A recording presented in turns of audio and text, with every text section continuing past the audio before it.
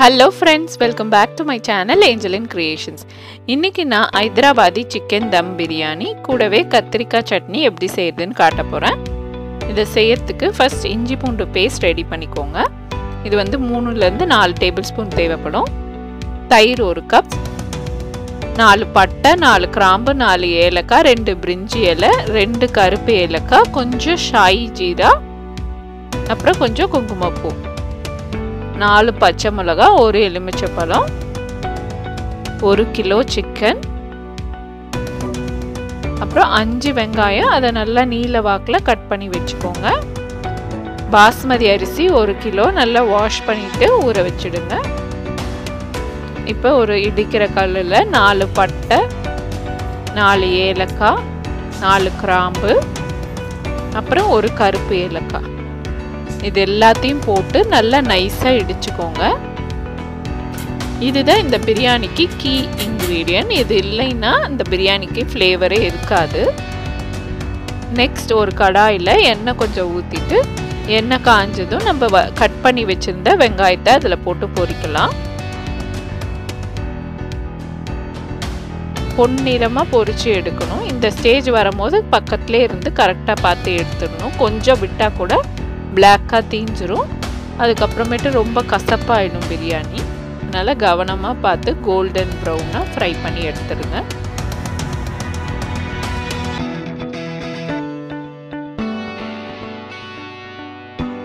அடுத்தது இப்போ சிக்கனை மேரினேட் பண்ணிடலாம். 1 kg சிக்கனில் 3 டேபிள் ஸ்பூன் இஞ்சி பூண்டு பேஸ்ட் சேர்க்குறேன். அப்புறம் ஒரு 1/4 கப் சில்லி பவுடர் சேர்த்துக்கிறேன். Kashmiri chilli powder 1 table spoon சேர்க்கிறேன். கரம் மசாலா 1/2 டேபிள் ஸ்பூன், தயிர் 1 கப்,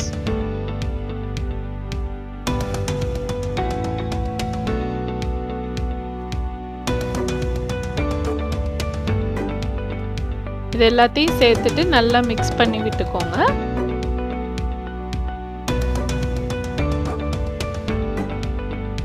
இது பார்த்தீங்கன்னா ஒரு 1/2 ஹவர்லேருந்து 1 ஹவர் சிக்கன் நல்லா ஊறிடுச்சுன்னா தயிரில் சிக்கன் சாஃப்டாக இருக்கும், நல்லா ஜூஸியாக இருக்கும்.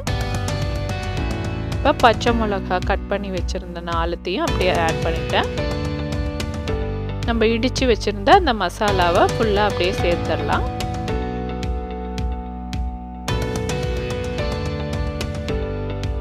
புதினா, ஒரு 1/2 table spoon Lime juice, 1 table spoon oil சேர்த்துட்டு நல்லா மிக்ஸ் பண்ணி விட்டுடுங்க.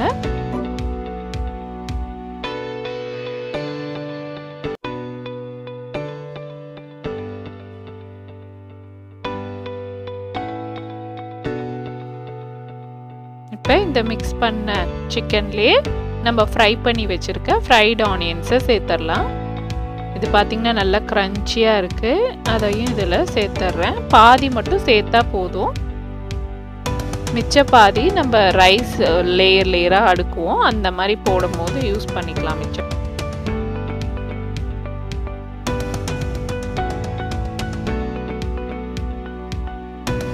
இப்போ இதெல்லாம் நல்லா ஒரு 1 ஹவர் ஊறட்டும். உப்பு கொஞ்சம் போட்டுடலாம். இப்போ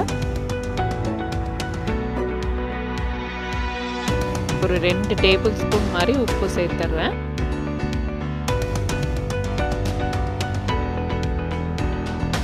ஒரு 1 ஹவர் அது ஊறுறதுக்குள்ள நம்ம இங்கே கத்திரிக்காய் சட்னி செஞ்சிடலாம். ஒரு பேனில் கொஞ்சம் நல்லெண்ணெய் விட்டுக்கோங்க. விட்டுட்டு கத்திரிக்காவை அதில் சேர்த்துருங்க. ஒரு சின்ன எலுமிச்சைப்பழ சைஸ் புளி ஊற வச்சுக்கோங்க.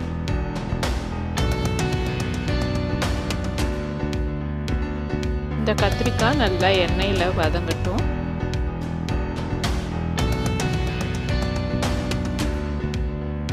இந்த டிஷ் ஃபுல்லாகவே நல்லெண்ணெயில் தான் செய்வேன், அப்போ தான் நல்லா இருக்கும் டேஸ்ட்டு.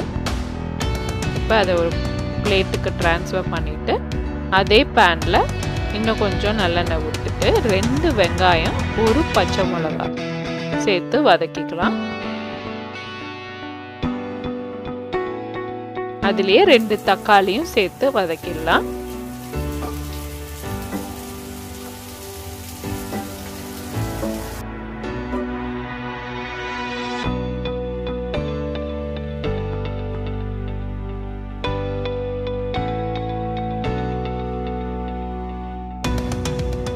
இப்போ இதையும் ஒரு பிளேட்டுக்கு ட்ரான்ஸ்ஃபர் பண்ணிவிட்டு 5 கத்திரிக்காவை மிக்ஸி ஜாரில் ஆட் பண்ணிவிடுங்க.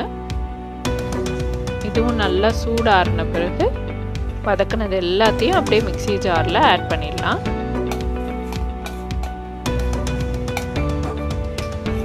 ஆட் பண்ணிவிட்டு இதை நல்லா நைஸாக அரைச்சிக்கோங்க. இதுதான் இந்த கத்திரிக்காய் சட்னிக்கான மசாலா. இப்போ சேம் பேனில் கொஞ்சம் நல்லெண்ணெய் விட்டுக்கலாம். ஒரு 2லேருந்து 3 டேபிள் ஸ்பூன் வரைக்கும் நல்லெண்ணெய் சேர்த்துட்டு மிளகு தாளிக்க போடுங்க.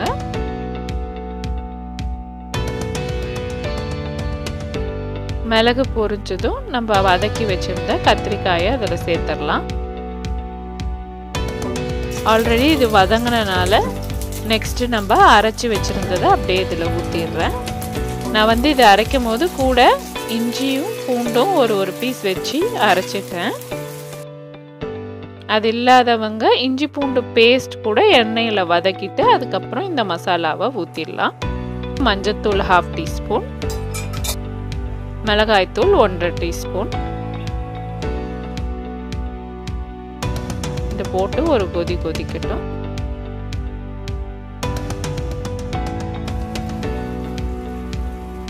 அடுத்து கரைச்சி வச்சிருக்க புளியை அதோட சேர்த்துடுங்க.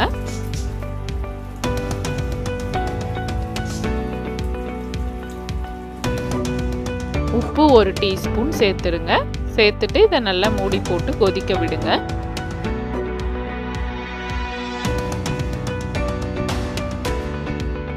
அடுத்து ஒரு பாத்திரத்தில் தண்ணி கொஞ்சம் வச்சுட்டு 2 பிரிஞ்சி இலை, கொஞ்சம் ஷாஹி ஜீரா, அப்புறம் 2 லவங்கம், 2 பட்டை, 2 டேபிள் ஸ்பூன் எண்ணெய் இது எல்லாமே ஊற்றி இந்த தண்ணி நல்லா கொதிக்கட்டும். இது நல்லா கொதிச்ச பிறகு நம்ம ஆல்ரெடி ஊற வச்சிருந்த அரிசியை இதில் சேர்த்துடணும். பாஸ்மதி அரிசி ஒரு 1/2 அன் ஹவர் ஊறியிருந்தா போதும்.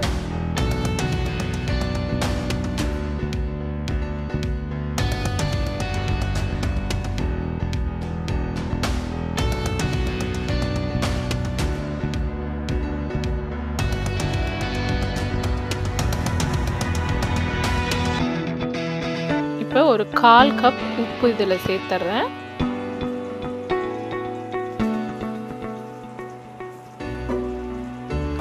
அந்த மொத்த ரைஸுக்குமே இந்த உப்பு தான், அதனால தான் 1/4 கப் சேர்த்துருக்கேன். இப்போ கத்திரிக்காய் சட்னி ரெடி ஆயிடுச்சான்னு பார்க்கலாம். எண்ணெய் நல்லா பிரிஞ்சு வந்துருச்சு, ரெடி ஆயிடுச்சு. கொஞ்சம் கொத்தமல்லி தழை தூவிடுறேன். அதோட 1 டேபிள் ஸ்பூன் நல்லெண்ணெயும் சேர்த்துடலாம். இந்த மாதிரி சேர்க்கறது நல்ல ஃப்ளேவராக இருக்கும். இப்போ இதை ஒரு பவுலுக்கு ட்ரான்ஸ்ஃபர் பண்ணி எடுத்து வச்சிடலாம்.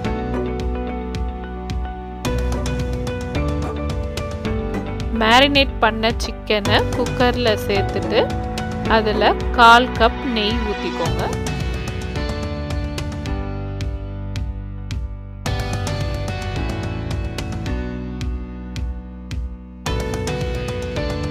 நெய் ஊற்றிட்டு ஃப்ரைடு ஆனியன் கொஞ்சம் சேர்த்துடுங்க. அப்புறம் ஒரு 1/2 லெமனோட ஜூஸ் கொஞ்சம் விட்டுடுங்க. விட்டுட்டு இது எல்லாத்தையும் நல்லா மிக்ஸ் பண்ணுங்க. இது வரைக்கும் நான் ஸ்டவ் ஆன் பண்ணலை. இப்போ ரைஸ் இந்த பக்கம் 60% குக் ஆயிடுச்சு. இந்த 60% குக்கான ரைஸை அந்த மேரினேட் பண்ணி வச்சுருந்த சிக்கன் மேலே அப்படியே சேர்த்துடலாம். ஃபஸ்ட்டு 60% குக்கான ரைஸை மட்டும் சேர்க்கணும். சேர்த்துட்டு கொஞ்சம் இந்த வறுத்த வெங்காயம், புதினா, அப்புறம் நம்ம கொதிக்க வச்சு எடுத்து வச்சுருந்த குங்குமப்பூ அதெல்லாமே இதில் சேர்த்துடணும். 60% ரைஸ் எப்படி குக் ஆகிருக்குன்னு பார்க்குறதுன்னா, கையில் ரைஸை அமுக்கி அப்படி பார்த்தீங்கன்னா ரைஸ் ஒரு 3ஆக உடையும். அந்த பதத்தில் ஃபஸ்ட் லேயர் போடணும். இப்போ அடுத்த லேயருக்கு ஒரு 80% குக் ஆகிடும். நீங்கள் இதெல்லாம் போட்டு செட் பண்ணுறதுக்குள்ள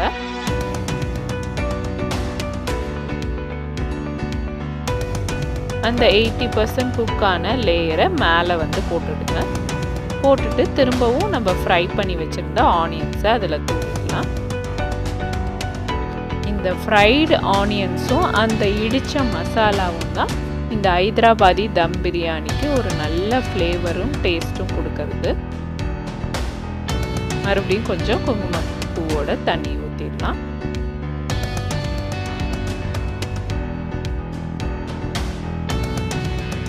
கொஞ்சம் புதினா சேர்த்துறேன். இப்போ கலர் யாருக்காவது வேணும், ரைஸ் கலர்ஃபுல்லாக வரணும்னா கலர் கொஞ்சம் மிக்ஸ் பண்ணிவிட்டு ரைஸில் இந்த ஸ்டேஜில் மேலே கொஞ்சம் தூவலாம். இப்போ நான் ஸ்டவ் ஆன் பண்ணிடுறேன்.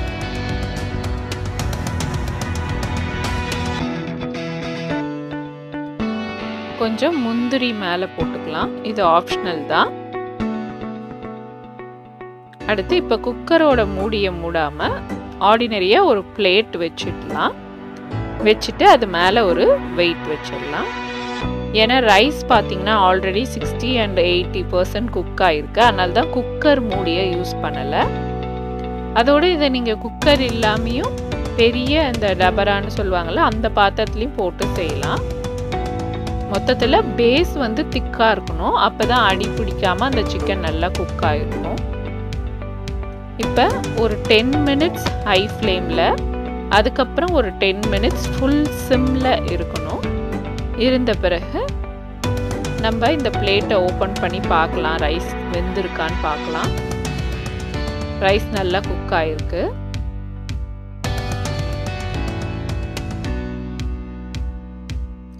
இப்போ சிக்கன் நல்லா வெந்திருக்கான்னு செக் பண்ணலாம். இப்போ சிக்கன் நல்லா சாஃப்டாக வெந்திருக்கு பாருங்கள்.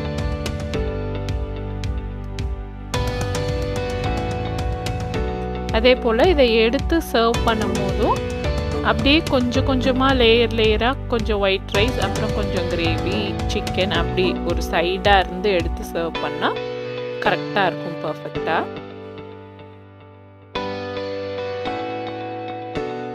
ஹைதராபாதி சிக்கன் தம் பிரியாணி சூப்பராக ரெடி ஆயிடுச்சு. நீங்கள் இந்த தம் பிரியாணி கண்டிப்பாக ட்ரை பண்ணி செஞ்சு பார்த்துட்டு உங்கள் கமெண்ட்ஸை கமெண்ட் செக்ஷனில் பண்ணுங்கள். இந்த வீடியோ உங்களுக்கு பிடிச்சிருந்தா லைக், ஷேர் மற்றும் ஏஞ்சலின் கிரியேஷன் சேனலுக்கு சப்ஸ்கிரைப் பண்ணுங்கள். தேங்க்ஸ் ஃபார் வாட்சிங்.